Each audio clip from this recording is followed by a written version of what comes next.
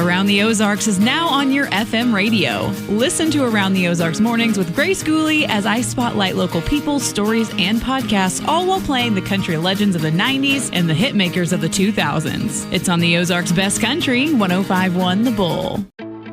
You're listening to The Real Deal Conversations, a podcast designed to encourage, inspire, and equip you by sharing real stories and meaningful conversations that bring real life to the surface. I'm your host, Megan Deal. Let's dive in. This episode is brought to you by Ozark Veterinary Clinic. Today, I am with Hannah Laxton, who is a licensed counselor at Wellspring in Republic, Missouri. And she is going to be talking with us today and helping us understand really just how to have a healthier marriage and how to understand some of the wiring and the things that make us do what we do in marriage. Some of our, why do we have automatic triggers? Why do we, how can we communicate better? So I'm super excited about this. Hannah, thank you for coming on. Yeah, thank you for having me. I'm very excited. Marriage is my favorite topic. So, is it? Do you guys do you do more marriage counseling? Yes, we do. Anything? Well, I do a lot of individual counseling, but typically it's interesting with individuals. Typically marriage comes up because I work with a lot of female adults and things. So then we normally rope their husbands in, because it's hard to talk about marriage with just one side. Sure. I need the other person there too. And then my husband and I also do premarital counseling with couples, and then we do marriage seminars where we have a Saturday full day where we get to just pour into couples a Christian marriage. What does the Bible say about it? And so that's our favorite thing to do together. And then we also just learn and grow. He and I, we don't know it all, right? But we get to help other couples with that too. So it's our favorite. I love that. Yeah. Well, let's just kind of dive in then. And so one of the things that you had mentioned is 80% of what we think is not true. Yes. And the power of interpretation and how this can really, I'm going to let you know, it is a big deal. Yeah. Like in my marriage, every time something happens, I always go to worst case scenario. Yes. That's not true. Right. Like my husband's awesome. Yeah. So kind of let's unpack this. Yes. Okay. So I can't take credit for that statistic. Obviously, I didn't do all the research behind it, but Dr. Lee Warren is a Christian neurosurgeon, and I've been studying a lot about him or about what he has studied lately. And he's the one who came up with that number. And I was like, man, that is staggering. And I don't think we think that. I think we think, oh yeah, sometimes I think a thought that's like not true, but almost everything I think is true, surely, but it's really not. Right. And so he developed this concept called self-brain surgery. And he said he was literally in brain surgery performing on somebody, and he said that the Holy Spirit told him, you can do this yourselves. Like people can do this themselves. And he was like, what am I doing here? Why do they, not physically. Obviously we need brain surgeons and doctors, but we can change the way we think. And if we know 80% of our thoughts are not true, then we need to change the way we think. Absolutely. Because a lot of what's coming into our mind about our spouse, since we're specifically talking about that today, a lot of assumptions that we have, a lot of things that have been ingrained in us from our childhood, from our parents, from, just outside sources. When we talk to our friends, who you hang out with matters, because are they encouraging your marriage, or are they feeding into your thoughts that your husband is a lazy, no good, or whatever the thought may be. So. Yeah. And it's interesting because you always see those memes where the husband and wife are laying in bed next to each other, and she's like in her head thinking he's thinking about all these women, or he's thinking about leaving her. Yeah. And he's in his head, there's that thought bubble, and it's just like nothing. Yeah. And we just lay over there and think, what's he doing? What's he thinking? What's he, so it's just, I think our brains are incredibly powerful, but they play tricks on us if we let them, and it can be the root of what destroys a marriage. It really can. Absolutely. So how does the brain create the narrative in relationships, and what is the confirmation bias in long-term marriage? Yeah, well, I would say that there's a lot of things that we, like I said, assume about our spouses, and sometimes assumptions come from real things that happened, right? Like, people say that about stereotypes or different things like that, but like, for instance, if my husband had a tendency to spend money when I didn't like him to, or something like that. Yeah. At one point in our marriage, that might have been something that happened. And so then my mind just goes to that every time. I'm going to be accusatory. I'm going to think that every time any money's gone out of our account, he must have done something behind my back, And so I think your mind just builds up these stories that because it happened a few times or something from the beginning, that he can't change. And that's how he'll always be. Yeah. And that's where that long term comes in, because it's like we just assume the worst of them instead of what the Bible says, believe the best, right? And believe that people can change. And there's a lot to say about that, because I don't think that means we just give everybody a free pass all the time either. I mean, it's people, if there's something you need to work on in your marriage, there's something that drives your spouse crazy, you need to change that. So we don't just need to overlook it and have all these positive thoughts, but that helps. It helps to encourage them, to help them know that you believe in them. And so that would really fall under interpreting reality or reinforcing a story. Yes. And so with, interpreting reality and reinforcing a story, how do we stop that? How do we change that? What are some practical tips that people can start today to do?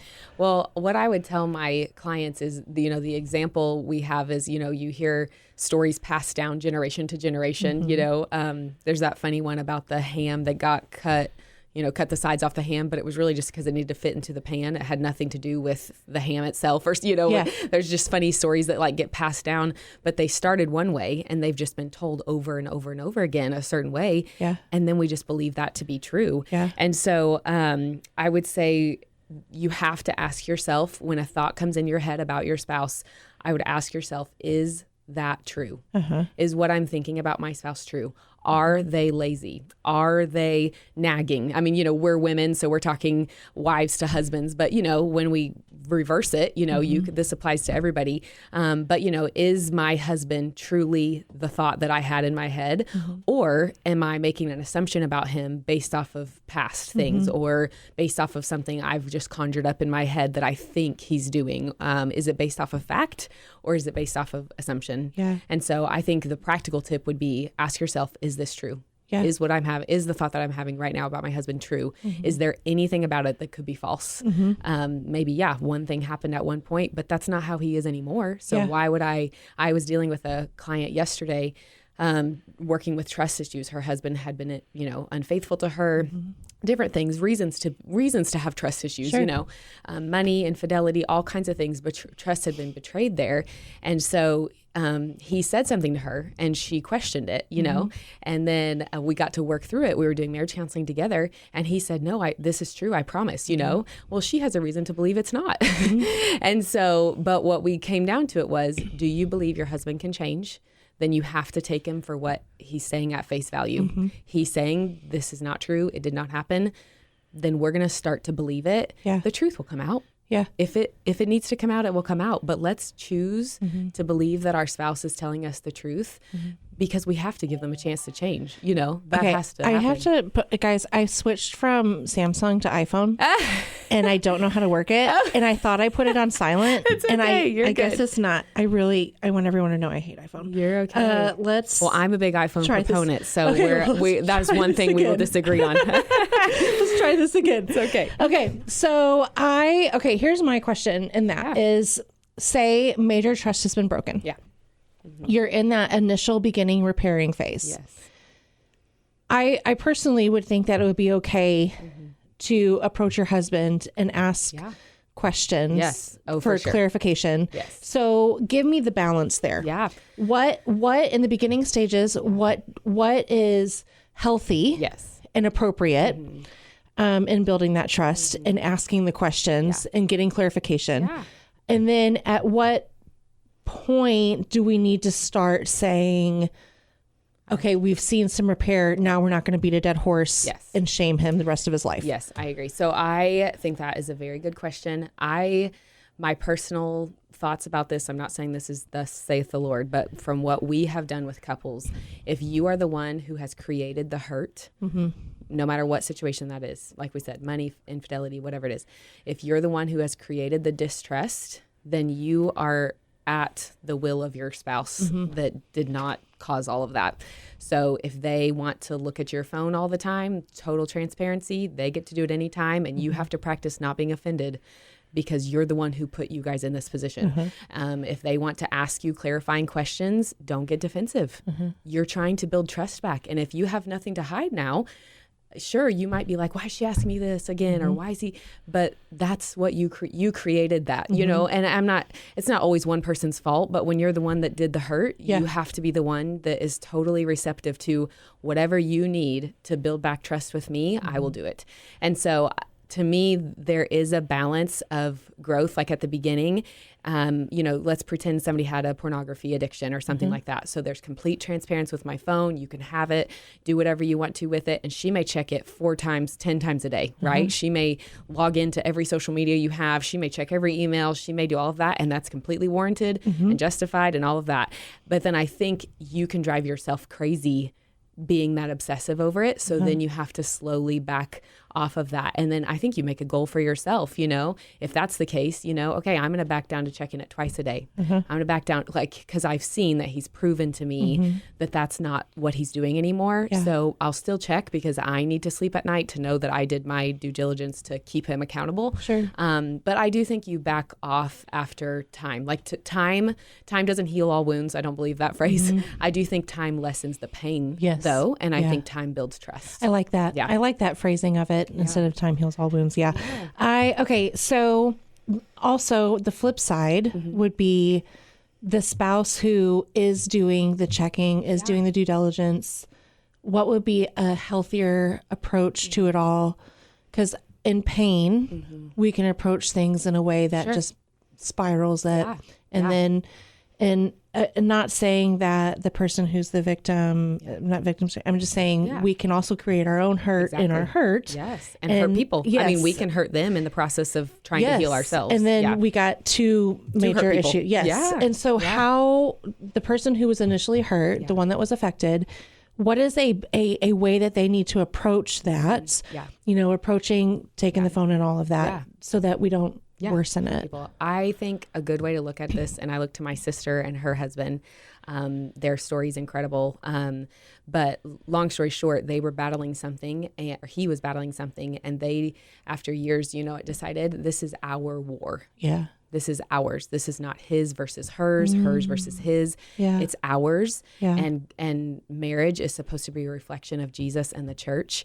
And what does that relationship look like? So I think you have to take a tender, grace-filled approach, because what if roles were reversed? How would I want to be treated by him? You know, if I'm the one who stepped out of our marriage or who did, what would I want my spouse, how would I want them to treat me? So I think it's the age-old do unto others as you would have done unto you. But I think facing it, knowing we're in this together, when we took our vows, we said, it's me and you against the world. It's not you against me.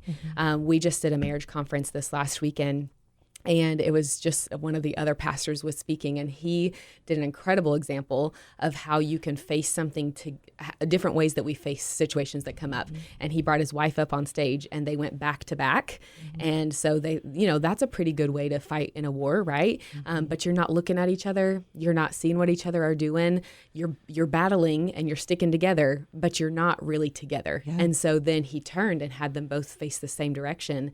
And it was just this beautiful visual of like when we face something together, no matter if it's his fault or her fault or whatever the pain, wherever it's caused, we're in this together. So I don't want to treat my spouse who's hurt me with hurt. I want to treat them with love and respect. I also want their love and respect back for me. So I want the truth. I want the answers. But if I think too, with women, a lot of times when we say, why didn't you tell me? Well, there's a reason why. We don't react very well. We don't react very well either. And I'm not saying there's a perfect way to react. Your husband comes and tells you something really hard. You're allowed to cry. You're allowed to yell. You're allowed to do whatever you need to do. But if we're going to, from that point on, say, from now on, come to me first, then we have to be able to let them come to us and say what they need to say without us completely losing our minds, because they will not want to come to you. So make sure that you're reacting when they come to you in a way that makes them want to talk to you. And I think that whole concept of it's our war, and it's worth fighting for. Marriage is marriage is the foundation for everything. It's the foundation for your work, your children, the rest of your lives. And so if it's not good and it's rocky, nothing else will be good. So it will do you and your spouse good to fight it together and not to fight against each other. I agree. It takes a lot of self-control. And one of my biggest pet peeves is when people say, it's just how I am though. Oh yeah. And it's my biggest pet peeve. You know, like I have some friends that are like, well, you know, I overshare with my kids, but it's just how I am. Yeah. Or I'm like this to my spouse, but it's just, and I'm like, but it doesn't mean that you have to be. Right. Like, what do you mean it's just how you are? That's the laziest thing I've ever heard. I was going to say, it's an excuse to do and say whatever you want. Yeah. Like, and that's not, you want your husband, you want your husband to have self-control. You want your husband to change some of these unhealthy behaviors, but you get to say it's just how I am. Like, come on, get a life. And so I don't. So self-control, having self-control, and go in. Okay, I need, if I want him to talk to me, I need to change this. I need to shut my mouth. And and I also think too, something you said earlier, just generational. You know, even if your husband has never once, or spouse, I keep saying husband just because I'm female and I keep going to husband, but if your spouse has never done anything in any category that's hard, but your parents did, it automatically, that's what happened in the beginning of our marriage for quite some time. My dad had an affair on my mom. And it was like, so he did that. And then it was always, well, if you do this, you know, your husband's going to cheat on you. If you do this, your husband. No, that's not true at all. For you, but that was true. Ingrained. Like for you, it's true. That doesn't mean that's true for mine. And my husband, if I do this, my husband's loving and has never shown anything other than like simple things. Like if you don't keep the laundry, your husband is like, what, are you a fool? So and my husband's never shown me. My husband actually does the laundry. So, but I do think different things like that, it gets ingrained. And then, you know, we, and that's what I had to do. I had to take the action. I did some therapy and take the action myself, because again, it's not well, that's just how I am. It's ingrained in me. Absolutely not. That's not fair to my husband. It's not fair to me, and it's not fair to my family. So did therapy, and it was like, okay, let's get these lies out. Let's cancel these lies out. And, it's been great, you know? So, anyway, so there's that. No, I think that's great. Well, and what you said about how your parents raised you, that's a perfect example. Like you said, it's like it was ingrained in you that's what it could be. But you realized pretty quickly, that's not my husband. That's not how it has to be. Well, and I think about even like with chores in your home, your mom and dad had certain things that they did. You wouldn't believe that chores can ruin marriages, but they sure do. They sure do. They sure do. I watched my dad take out the trash. He watched his mom take out the trash. So then from then on, that's what we assume, but we don't talk. We just, in my mind, I just think, oh yeah, that's his job. That's a man's job. And in his mind, well, that's what my mom always did because my dad worked nights, or my dad, you know, like she's the one that always took it to the curb. So I just assume that's what you'll do. And we just make all of these assumptions and they get ingrained in us. And then the earlier you can fight that stuff, the better. Is what I would say. And I love that you 100%. Said you went to therapy. You and your husband didn't have some major falling out and then go to therapy. You went before anything could happen. Now, I will say there were times where I would be like, are you cheating on me? But it wasn't because he gave me a reason. It was because in my mind, it's stupid little things cause them to do that. And so it did, but it got to that. And I was just like, I've got to fix this. Like I've got to, because this is not, and he would say, Megan, it is not fair. This is not fair. I am not him. And he was absolutely right. But that proves that 80% of the thoughts we have are not true. 100%. How many thoughts were you having about your husband that were not true? And I'm guilty too, you know? So, but you have to change the narrative. You have to change the narrative in your mind. Absolutely. Sure. And so kind of going into, you know, what happens when we assume they'll stay the same, but what is the Okay, what is this effect? It's the can you pronounce that? Yes, Rosenthal Effect. Okay, this is incredible. Yes. So the Rosenthal Effect was two psychologists that came together to do this study, and they did it in an elementary school. And it was it's so incredible. Well, we can think, what do elementary kids have to do with my marriage? But just hold tight. So they told these teachers, here are specific few kids in your class that are gifted. They have higher IQs than the other kids. They're smarter than the other kids. So do with that information what you want. And they went a whole school year of thinking these students were gifted. And so what they did, they had little microphones in the classrooms and stuff, and they watched, and the teachers treated them differently. The teachers had higher expectations for them. The teachers praised them more. The teachers, all the stuff, and they weren't any more gifted than the rest of the kids in the classroom. But at the end of the year, all of those kids tested higher than everybody else in their class, because the expectation was, I expect that you will rise to the occasion. And what that is so incredible for marriages, because especially wives to husbands require respect more than anything else in a marriage. That's what they need. That's what they want. So when we dog on them, or when we talk bad to them, or when we say things like, yep, that's sure, of course you did that. You did that last week. Of course you're going to do that again. Those derogatory, negative things tear them down. But it's our job to build them up. It's our job to create the expectation that we want in our marriage through our spouse. And it goes both ways, but specifically wives to husbands, we have a lot of power in our tongue. A lot of power of life and death is what the Bible says. And that's life and death in your marriage, life and death in physical things and spiritual things. And so we can help our spouses rise to the occasion, because we expect from them, and we push them, and we encourage them, and we love on them, and we praise them, and then they turn into what we want. And that sounds manipulative, but it's not. But it is. And why do you think women, because in marriage, I'm going to say women do it more often. I rarely hear about a man doing this. I'm not saying they don't. But why do women more often say things like that? Like, of course, because of last week. Of course, like we do talk to them like they're kids. Why do you think we do that? I think, first of all, women in general talk way more than men anyway. We have like 10,000 words a day, and they have like 3,000. And that's just stereotypical. That's not every situation. But we talk out a lot of our feelings.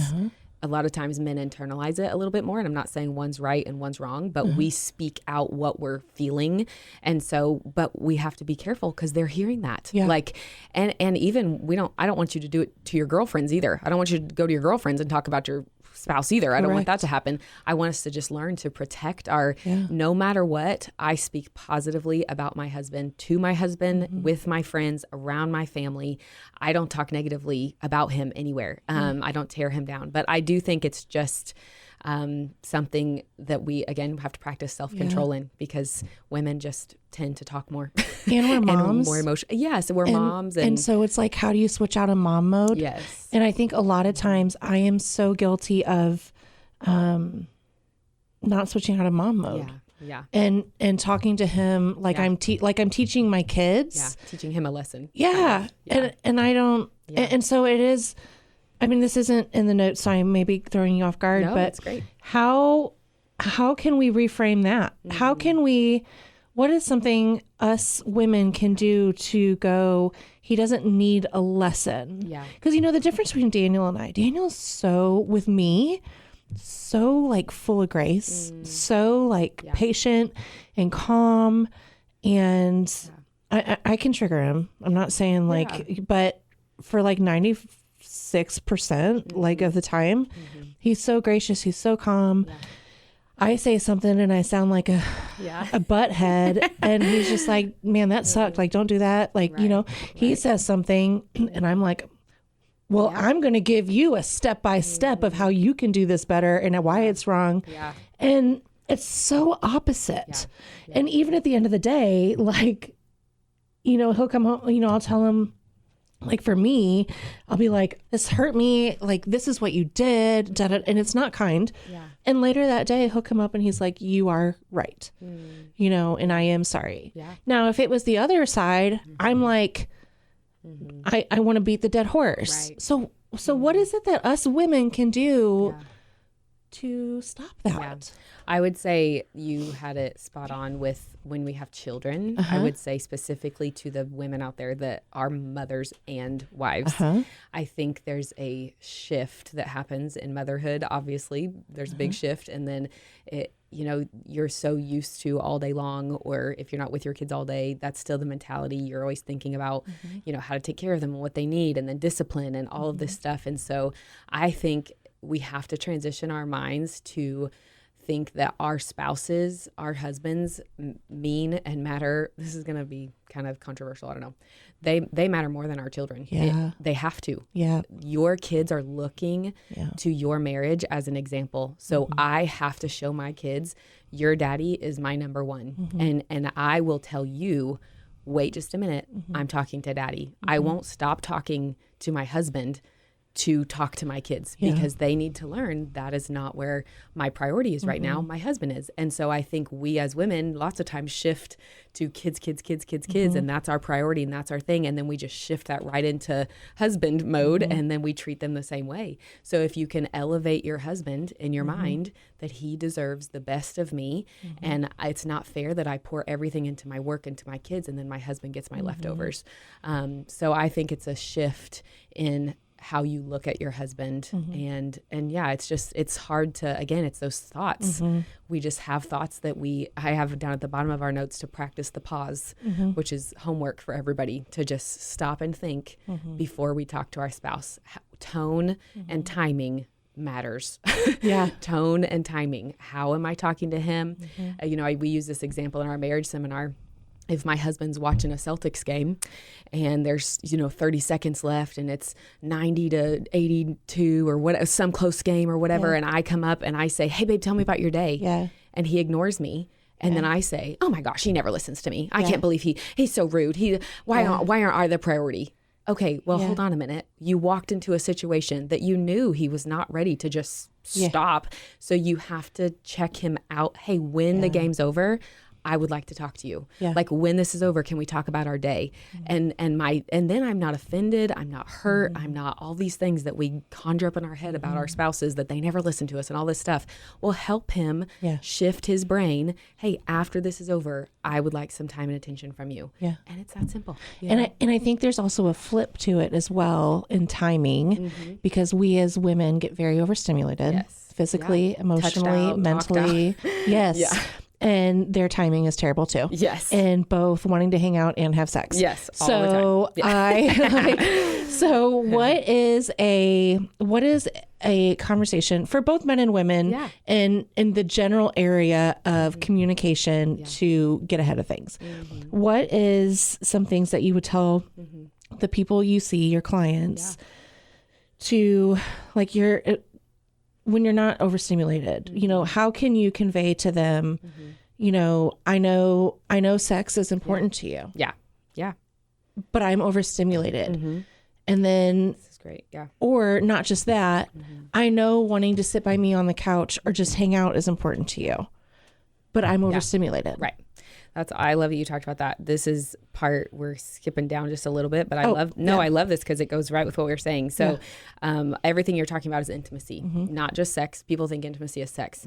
Time together is intimacy, sharing things together, dreaming together, all of that is intimacy. But there's 4 ways to create intimacy in a marriage. There's the physical side, emotional, spiritual, and mental. And the mental is what I think you're talking about the most. Like, I'm overstimulated. My mind cannot take one more thing. I can't think about that right now. And what we train couples to do is first of all, as the husband, typically men have a higher sex drive than women in a lot of cases.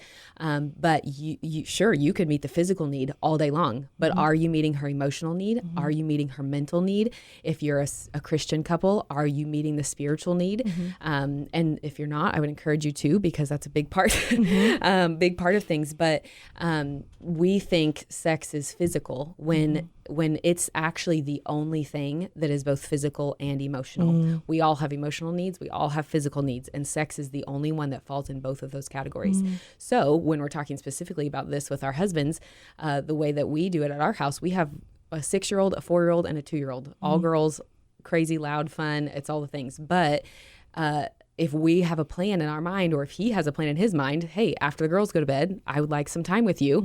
What we do is I say, okay, what needs to be done is, we've got to cook dinner, we've got to clean up dinner, we've got to do baths, we've got this list of things. So to mentally help me be prepared to want to hang out with you later, we got to split this up. And he's great. I mean, my husband is wonderful. I don't normally we used to have to split the thing. Now we just do it. But a very practical tip would be, which 2 things do you want? And I'll do the other thing. And then I'm going to my room for a little bit to take a bath, to relax, to do whatever. And then I will be much more ready for intimate time with you, because I'm not so overstimulated by that point. But I think a lot of times we just go as women. And then all of a sudden it's like, oh gosh, that's one more task. Yeah. It's one more thing he wants from me. Even just sitting on the couch holding hands, you're like, I just want to be in my bed, eating my snacks, watching Gilmore Girls. Like that's really all I want. And when that happens, so I had talked to somebody, this is quite some time ago, and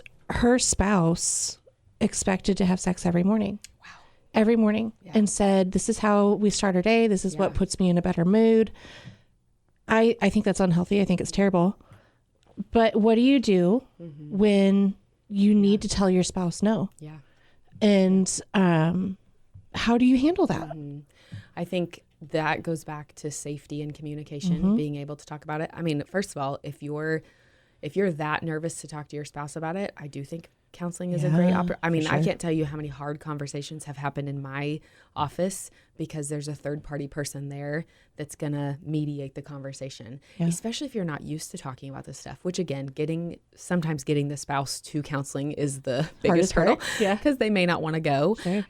So that would be one option. And then I think from there, hopefully you learn and grow how to talk to each other. But if counseling is off the table, then I would say, if you don't feel, it's a problem if you don't feel safe. Yeah. I mean, if there's a safety issue, that's one thing. But if you're just nervous about it, then I think that's where you can have just a genuine conversation and do it during a not high argument. Like if you're in the middle of an argument or something, that's not when I would bring it up. Sure. So I would wait till the kids are not there or whatever, go on a date, make it to where there's something fun or a relaxed time, and then say, I've got something I want to talk to you about. This is just really not working for me. I'm happy to do it this way or this many, but I can't do that all the time, or whatever the situation is, whether it be about sex, whether it be about stuff you're frustrated around the home, finances, whatever it is. But I think lots of times people pick to say things like that in the heat of the moment. And then it just feels like an attack. It's not a genuine conversation. Yeah. So I think that really matters. Timing, again, and tone. Yeah. So when are you talking about it? How are you talking about it? What's your tone of voice when you're talking about it? Yeah. And you can when your husband is ready to talk about something or not. 100%. You can read the room. Hi, this is Dr. Linda Truitt from Ozark Veterinary Clinic in Ozark.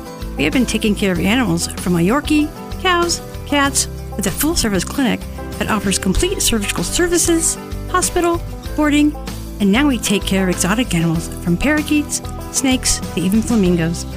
Ozark Veterinary has been taking care of pets and farm animals for over 50 years. Stop by our animal care center now, specializing in exotic animals on East Highway 14 in Ozark. I want to switch the subject super quick. Yeah. And talk briefly something again that's not in the notes. Yeah, that's but okay. I thought about. What is your thoughts on marriage and having disagreements in front of your kids? What is healthy for them to see? Yeah. What is not healthy for them to see? Because you don't want to be the person who is like, well, my parents never argued. So then when you get in an argument, you're like, my marriage is doomed. But really they did argue. They just chose never to normalize that. Yeah. So what is healthy for your kids to see and not healthy? I think that's a great question. I think first of all, our kids should see us apologize often.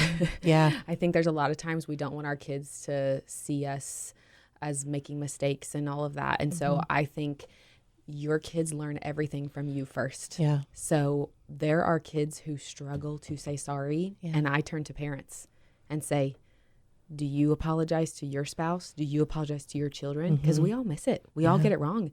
So I think setting the example of humility and apologizing in front of your kids is a big deal.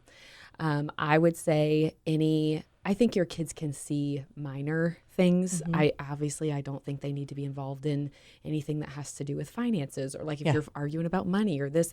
I think there are things that happen behind closed doors. But I think there's a healthy balance of like, we're just having a disagreement. But I will say, if you disagree in front of your kids, you have to make up in front of your kids. Yeah. That's a big deal to me. Yeah. I think even if you're like, all right, kids, go outside and play so me and mom can finish this. Well, then if you make up and kiss and sweet, but they don't see that, then they don't get the full picture. So we have multiple times had a situation, realized it was going to get a little bit too much for the kids, sent them outside, and then brought them back inside. And sometimes I have definitely been the one, like, I'll undermine my husband, and I don't mean to, but man, like, he'll get on to it. Normally it's about the kids. He'll get on to the one of them, and I'm like, well, babe, she didn't mean to. I know, I'm the same way. I'm like, stop, she didn't mean to, And he's like, he gives me that look, like, you're doing it right now. You're undermining me in front of the kids. And he's not abusing them. He's not doing anything crazy. But I was like, that was kind of harsh. Like, be easy on her, right? But that is undermine. So then we send them outside. He and I hash it out, and then we bring them back inside and and I say, hey, Joan, mommy was wrong. Mommy should not have stepped in and said anything because you were wrong and daddy was right. And so I think that's the biggest factor. Another tip for marriage I would give is never fight in your bedroom. Okay. Keep your bedroom what it should be, which should be a safe, sacred place. It's very hard to be intimate in the same place that you duked it out earlier that day. Yeah. So go to the garage, go outside, go anywhere. If you live in an apartment, find somewhere else. I don't care if it's a closet, if it's whatever, but if at all possible, avoid fighting in the bedroom, because it's very hard for women, especially, to shift gears. If that's where you always fight, and then you're like, oh yeah, let's like set the mood for, you're thinking about 5 minutes earlier whenever you were fighting, it's just hard to, so just that is a fantastic tip. Yeah. And that is so true, because women are like that. Yeah. Men, I mean, it doesn't matter. Anywhere, everywhere, doesn't matter. We can fight, we can do whatever. I mean, they quickly move on, but women just are geared differently. So I think it really helps to keep that a more sacred, intimate place, and it kind of taints it when that's where you fight all the time. No, I think that's a great tip. So going on, so how can you, I'm skipping forward. No, the good. Impact of gratitude versus resentment and connection.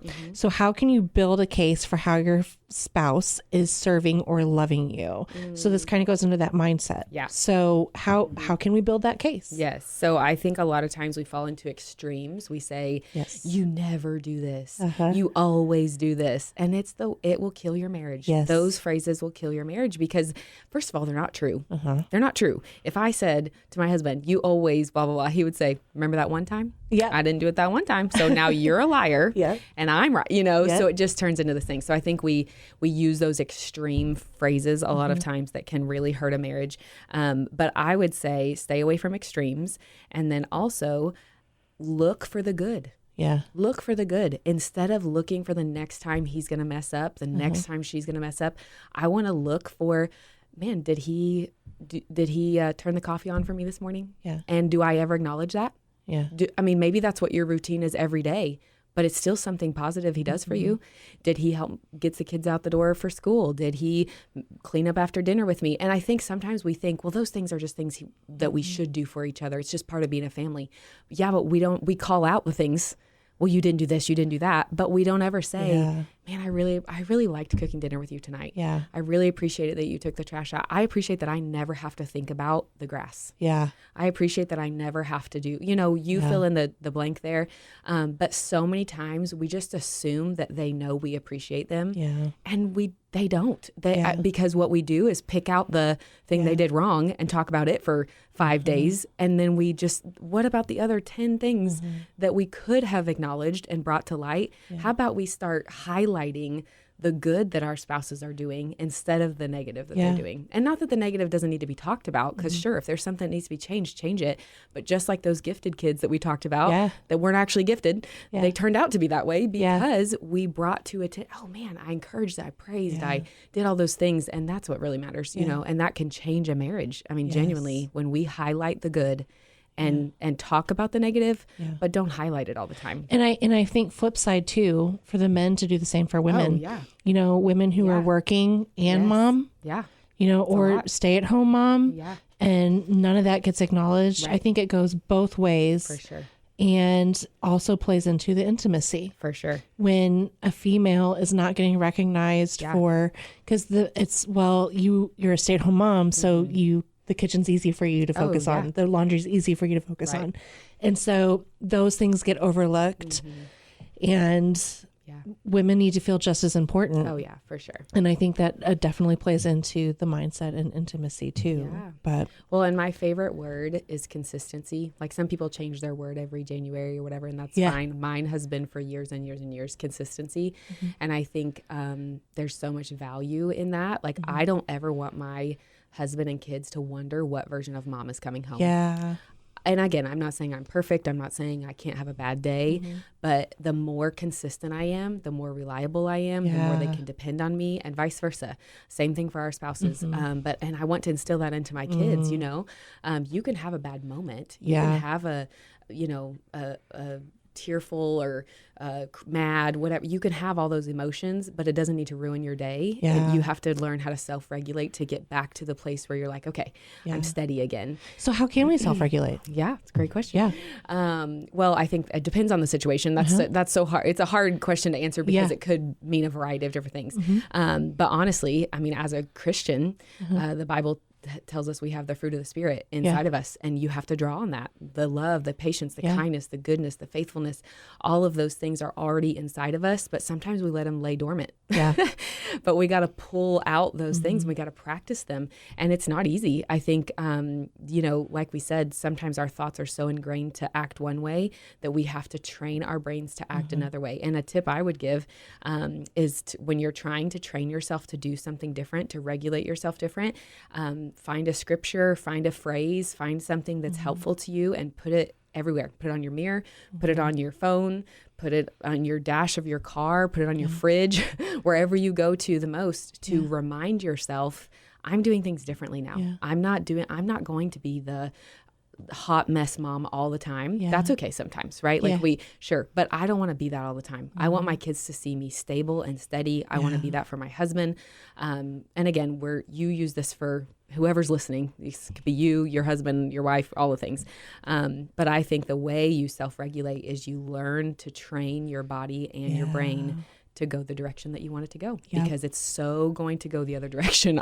It defaults to negative. It defaults to, just not wanting to do things right. And so we have to change that. And I think it's real easy to go, well, if I have to talk to myself, if I have to command myself, if I have to command my soul, my spirit, it's like, well, that's weird. It's a weird thing.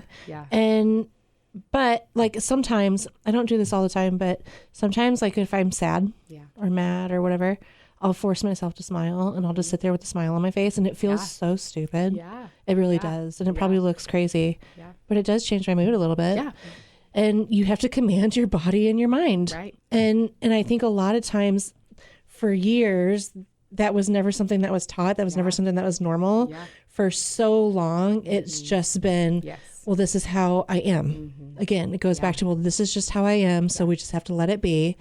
And so we've never normalized talking to our brain, talking to our spirit, and the whole, there's a scripture that talks about capturing your thoughts, but I take it a step further, not than the Bible, because the Bible talks about this. I'm not smarter than the Bible, but capture and replace your thoughts. So I can't, my clients, if you talk to any of them ever, they would tell you I've said this to them because I use it for everybody, but I can't help it if a bird flies over my head, right? Like I walk outside, there's birds everywhere. That's how your thoughts are. I walk outside, I walk around, intrusive thoughts, driving down the road. Where did that come from? Why did I think that? Well, I can't help all the thoughts that come to my head, but I can help it if I let a bird make a nest in my hair. So I can help it if I have an intrusive thought that comes to my mind and I meditate on it and I dwell on it and I let it make a nest in my hair. Well, that's what we've done with so many thoughts that have just been ingrained in us over the years. So it's going to take some time and effort to retrain your brain to think differently. But and again, it will feel weird and uncomfortable. It will be, but it will lessen. It's that self-brain surgery we talked about, right? So you actually have the power with the Holy Spirit. I will say, like, I'm a Christian, like I wouldn't want to do this on my own, but I tell my non-Christian clients too, because it still works, whether you're a Christian or not. But to me, I have help. Like, I don't have to feel like I'm fighting this battle on my own. I have help because I get my information from the Bible. But it's amazing to watch Christian, non-Christian clients alike watch their lives change because you teach them to change, to capture and replace their thoughts. Yeah. That one concept can change your life. Yes, Really absolutely. And it does get easier over time. Yeah. And it does Like get less anything. weird. It does. It's like riding a bike. You learn and it and- just is. And I was, as you were talking about that, I was thinking about David and praise the Lord, oh my soul, Yes. and how it wasn't like, oh, praise the Lord. It was, he was commanding his soul. Oh, yeah. He was like, no, you have to, like, Yes. this is hard. Yes. You have to praise the Lord. Oh, yeah. And I think in general, one thing that helps me is just being thankful. Yes. Yeah. Just, praising Right. the Lord for what is good. Yeah. And then also doing the same in your family.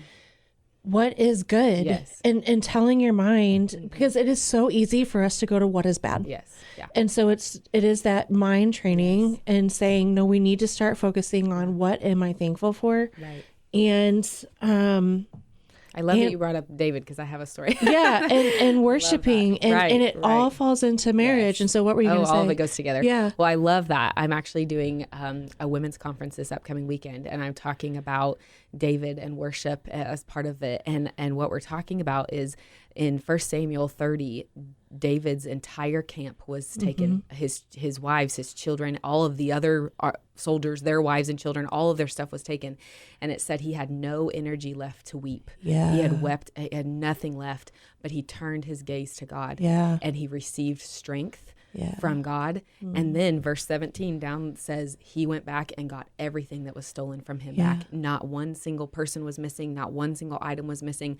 But had he not turned his gaze and received strength. And so that's why I'm saying you don't have to do it on your own. Thank God. Because I couldn't. I mean, how many times have we been so hurt and so downtrodden that we think this is it, I can't do it. Well, good thing we don't have to do it by ourselves. 100%. And so you receive strength through, but it said he turned his eyes, which means he was thankful, he was recognizing God, he was worshiping God, and that's how he received strength to move forward.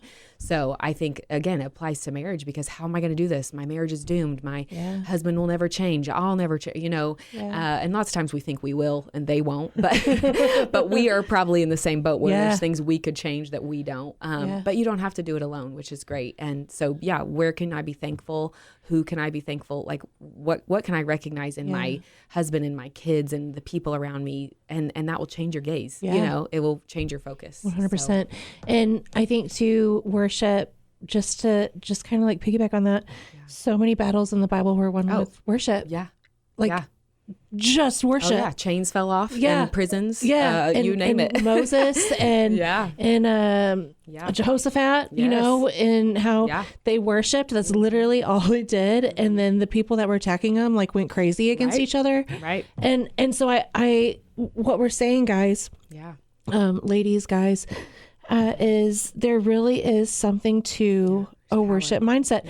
And so I think I would even encourage you, not just you worshiping, but throughout your day playing worship music and just anything you can to reframe your mindset for that. Well, and I think we think worship as like a congregation of worship or a worship song. And those are both forms of worship, but a lifestyle of worship means I look to God and I recognize him all the time. One of my best friends just said this the other day. She said, a lot of times moms we don't have an hour to praise and pray and worship in a row, but I can pray every hour. Yeah. I can look every time I look at my clock, I can say a prayer real quick. I can worship. I can just be thankful. Oh God, thank you for the day. Man, thank you for my husband. What if we just said thank you for my husband? Yeah. 12 hours or 12 times a day. Yeah.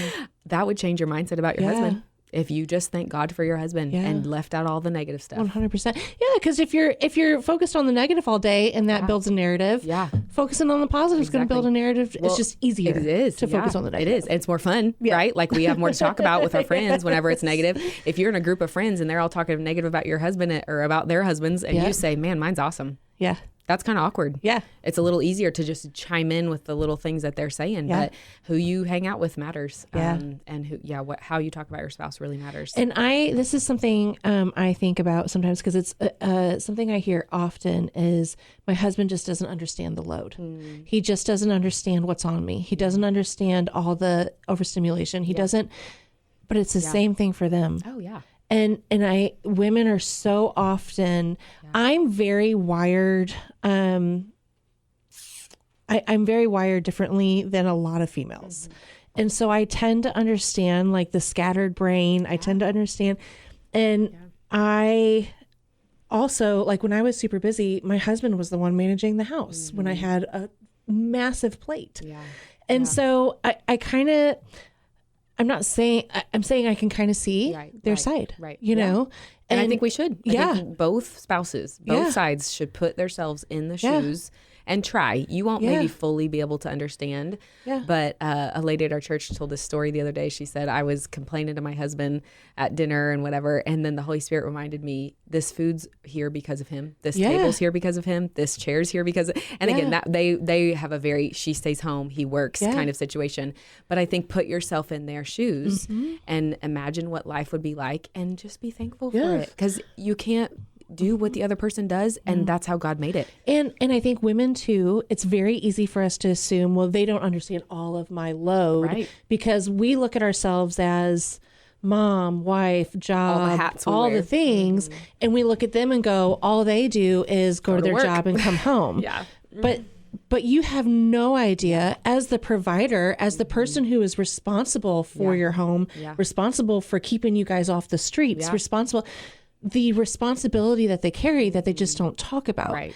And which is multiple hats within itself. Yeah. It's just not the visible hat switching like you see with women. Yeah. And so again, it's taking that mindset out. Well, my husband just doesn't understand the load. Well, you know what, Buttercup, you don't understand his load. Right. And it's not about equality. So many times we try to make it equal. I did the dishes today, you're supposed to do the dishes tomorrow. I did this now, you're supposed to. It will never be equal. And if you will live frustrated if you try to make marriage equal, because it's never going to be like that. Value what they bring to the table and don't try to compare it to what you do. It's okay. God gave us all different giftings and talents, and we tell people all the time, divide things up based off of gifting. If you're gifting, if you're a stay-at-home dad, great. That's your gifting. Let her do what she does. It doesn't, or vice versa. If your gifting is mothering and homesteading and all the wonderful things we all dream about, then do that and let him do his gifting. But do it based off of gifting, not based off of equality, because that will never happen. You'll live frustrated. No, that's so good. I love that. This is such a good conversation. I love having expert, like people who actually like live this day to day. Expert is a little extreme, but I appreciate it. You do this. You help people more. I'm just doing the podcast. No, it's awesome. You have way more. So, okay. The responsibility of emotional maturity in marriage, which I'm sure we've just kind of naturally been hitting on this, but let's hone in on it a little bit and hear what you have to say on this. Okay. I take this a little bit more personal. I mean, yes, you can grow, you can help your spouse, but really what are you doing to become emotionally regulated, emotionally mature in your marriage? We can talk all day long about what we think our spouse should do, but what should we be doing? What can I bring to the table to be mature in this relationship? We counsel a lot of young couples, and I love that they're coming. I love that they're doing premarital counseling. I love, and it's so sweet because they just think there's not going to be like, oh, we're just so in love. And it really is. I think it's so sweet and I think it's so sincere. Yeah. But we try to tell them, like, listen, there will be a day when the quirky, fun things she does drive you crazy. Yeah. And when his little goofy things he does, it's cute now, it's not going to be cute. And then what are you going to do? Are you going to be crazy about it? Or are you going to be like, okay, hold on, I chose to marry this person. We're supposed to be growing and maturing together. But what part can I play? Because, there's a, we call it like a positive cycle and a negative cycle in marriage. The positive cycle is man, she did this, so I want to do this. He's doing this, so I want to do that. It's like, and it's not transactional, more so just this willing heart because you're both working together. Easily it can go the other direction though, where he didn't do this, so I'm not doing this, and I'm not going to have sex with him because he didn't do that. Yeah. Like, you can go that direction, and that's not emotionally mature. No. That's very immature thinking. Yeah. So grow to be mature that no matter what, I will do my part in this marriage.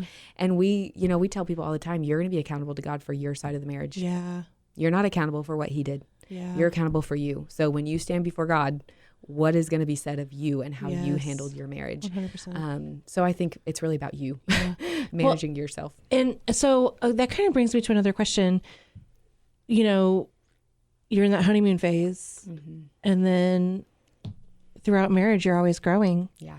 Growing at different times. Yeah. Different phases, different seasons. Yeah.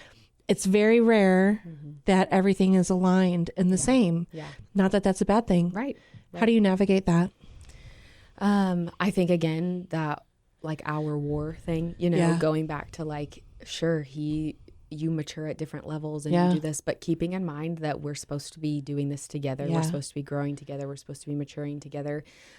So I think checking in with each other is a big deal. A lot of times we don't, again, communication is like, we just assume that we know where they're at and where they're what they're thinking. Needs change over time.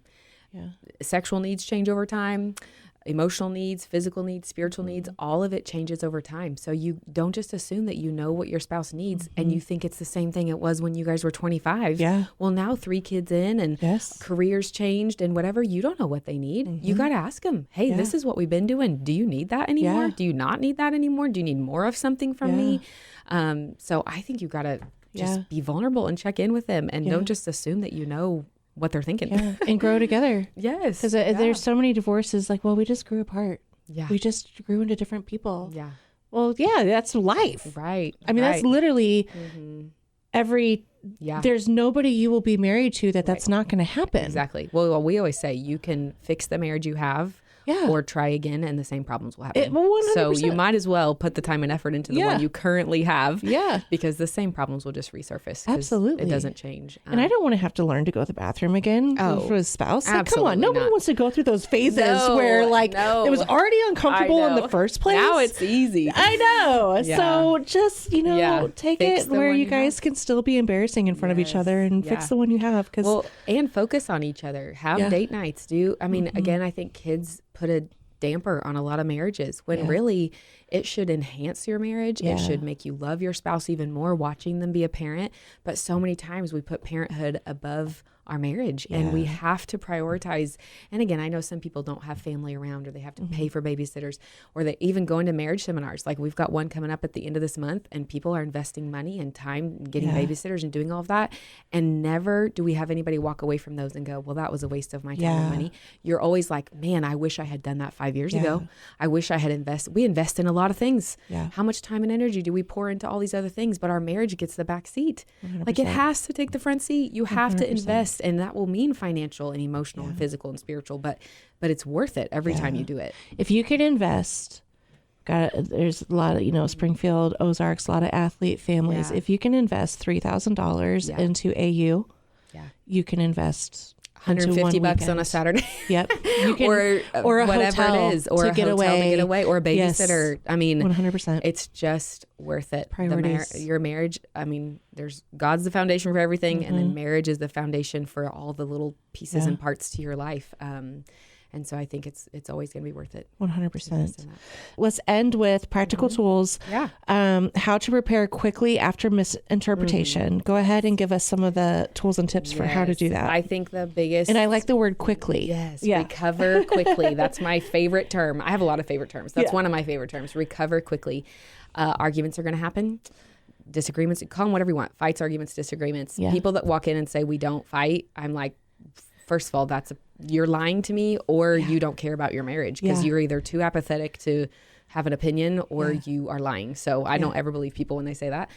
So when those disagreements come, the goal is to learn to recover quicker and quicker. Yeah. And this is something my husband and I have practiced. We've been married 12 years, and that's not a long time compared to a lot of people. But, we used to have fights and it would last for days where 100%. We would just be mad at each other and not talk to each other. And I'm sleeping in the living room and you're, whatever. And then we just learned we're going to make up anyway. Yeah. Right? Like, we're not getting divorced. And we've never even talked about that. That's been off the table. We've never even threatened that but so for us, it was, okay, if we know we're going to make up, why don't we just do it quicker and get over with this? Because I hate going to work thinking about, man, I wish things were better at home. Or I hate parenting thinking, gosh, I wish my husband and I were on the same page, because now we're having to fake it in front of our kids, right? So recover quickly. And how you do that is different for couples, but if that means, hey, in 10 minutes we're coming back together to talk about this, take your time, blow off steam, do whatever you need to do, but we're coming back together. And I would set a time for that. If that's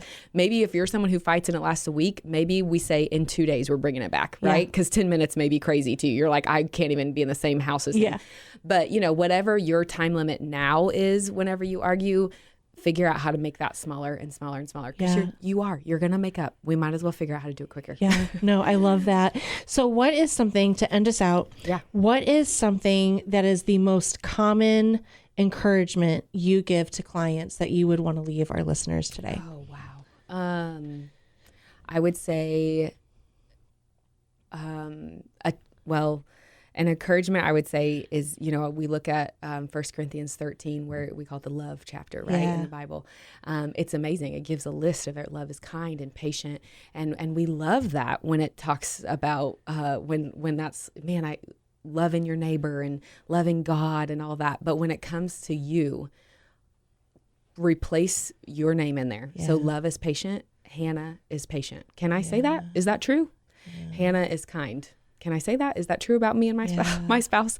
So I would say, look at that list, go to 1 Corinthians 13, 4-6, look at that list and put your name in there. I love and that. Say, can I say that I am these things? Because love is supposed to be these things, and I love my spouse. Yeah. So put your name in there, challenge yourself, make that list and mark the ones that we need to work on.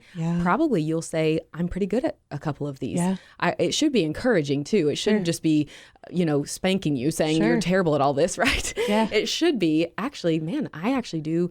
Love chooses to believe the best, or, love keeps no record of wrongs. Hey, I'm actually pretty good at that. I really don't go back into the past like I used to with him. I'm pretty good at that. But our challenge to premarital couples, married couples, ourselves would be, do you love the way that Jesus loves us? Because that's that list right there. So. Oh, that's so good. Oh, I love that.